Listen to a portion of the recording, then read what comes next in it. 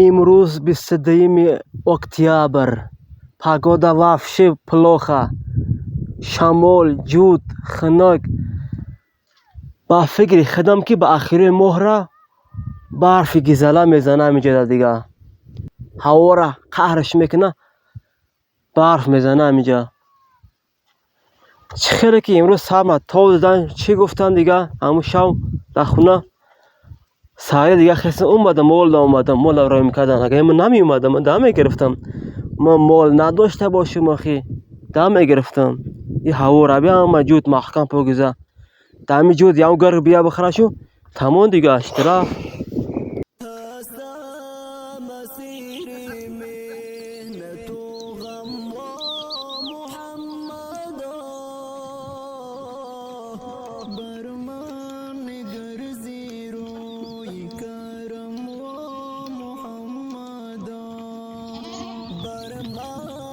وخوری ناگهانی در سر کوتال با سفربیک. سفربیک چه کردی؟ عشقو بچکو